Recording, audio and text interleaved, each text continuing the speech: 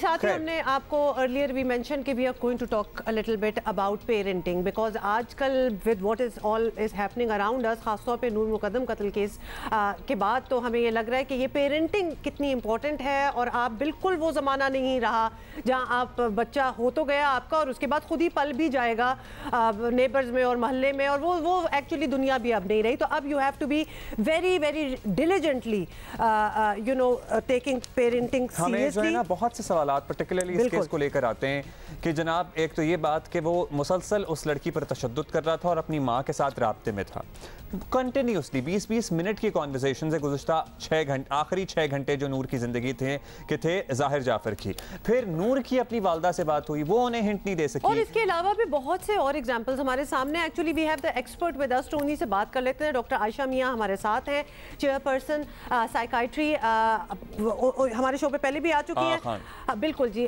Doctor Ayesha, सबसे पहले तो आपसे यही पूछेंगे, we have a lot of examples in front of us. बिल्कुल नूर मुकद्दम ज़ाहिर जाफ़र इस केस की बात हो रही है। उसके बाद अभी थोड़ी देर पहले हमने एक बड़े ही अकम्पलिश्ड यंग 19-year-old बॉय उससे बात की है, हुज़ अ माउंटेनियर, उसने K2 अभी सर किया है, उसके वालिद साहब से भी हमारी बात हुई। मतलब ये 2 सेट्स ऑफ पेरेंट्स हैं। हम समझना चाहते हैं कि where does one go wrong, और फिर पेरेंट्स एंड में ये निकलते हैं और फिर दूसरी साइड पे तो हमने अचीवमेंट्स देख ही ली हैं।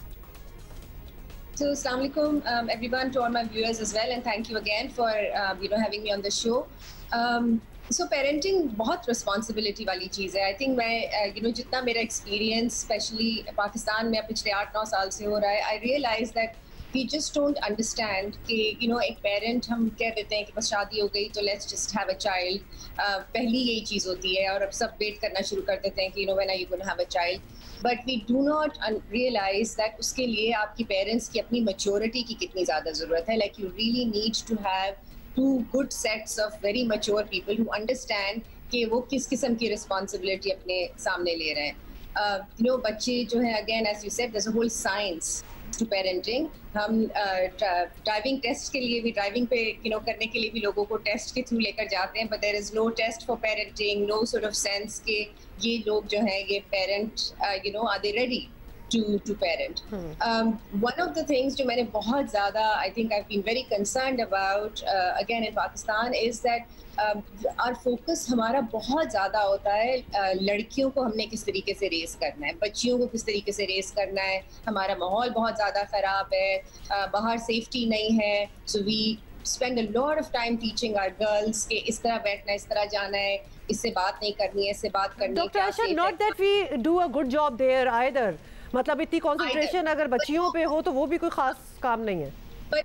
वो कंसंट्रेशन बिल्कुल एक एक्सट्रीम पे हो जाती है कि प्रोटेक्ट करना है, बचाना है, but we do not focus at all on our boys at all. Like हमारे सेंस में होता है कि ये तो इट्स सेफ फॉर देम, ये पल जाएंगे, ये पढ़ जाएंगे, जितना बाहर जाए ज़्यादा बेहतर है, ये जितना ज़्यादा अग्रेसिव होकर बाहर सीखें चीज़ों को वो ज़्यादा बेहतर है।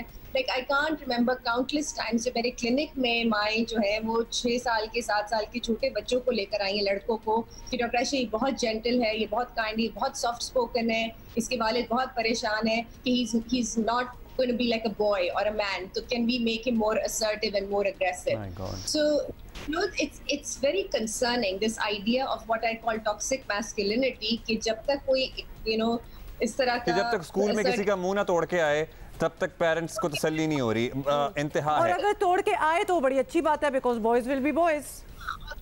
This is a manly behavior and he stood up for himself, and कोई इसको बुली कर रहा था तो he stood up and he it's like, and अगर कोई इस तरह की कोई बात आती, किसी लड़की को छेड़ दिया, किसी लड़की से कोई गलत बात की and stuff, तो वो भी हंसी मजाक में that's also considered like। what are the warning signs, वो जो रेड फ्लैग्स की हम बात करते हैं कि कब वालिदैन को, पर्टिकुलरली जहाँ पर पैसा बहुत ज़्यादा है, हमारी कितनी ऐसे हाउस होल्ड्स हैं जहाँ पर बेतहाशा पैसा है, फिर ड्रग अब्यूज़ का केस आ जाता है, फिर नौजवान लड़के कॉलेज में ड्रग्स में पड़ जाते हैं, वालिदैन को कहाँ देखना है, कहाँ स्टैंड लेना है। और खास तौर पे ये भी हो कि वो उनकी प्राइवेसी को नहीं इन्वेट कर रहे हैं, गेट नज़र भी रखी हुई है। ये बड़ा ही प्रिकेरियस सिचुएशन है, थिन लाइन है।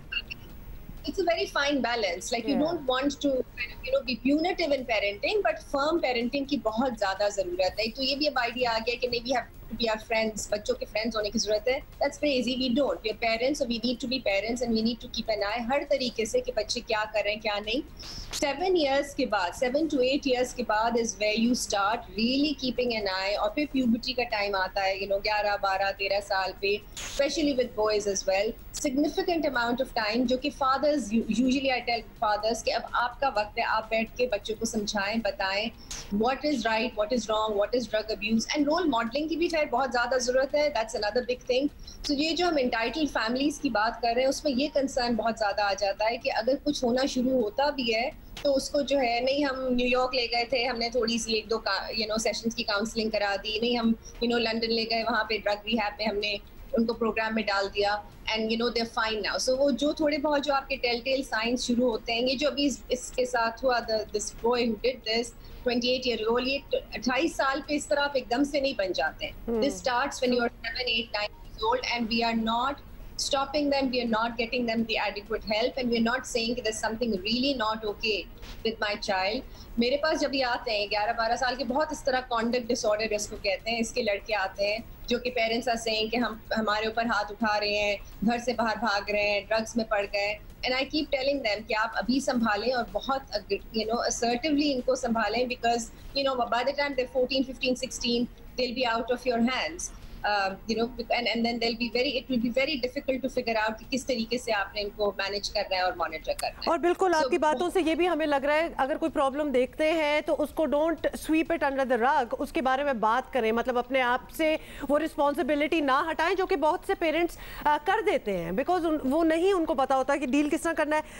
Doctor Ayesha, I am sorry this is all the time we had, लेकिन आपसे बात करके ये हमें लगा है कि इस पे हमने एक सीरीज करनी है जिसपे हम डिफरेंट एवेन्यूज ऑफ पेरेंटिंग में बात करें क्योंकि हम रूट कॉज किसी बात की ढूंढ रहे होते हैं ना, प्रॉब्लम की रूट कॉज क्या है, तो parenting is a very important aspect of anybody's upbringing.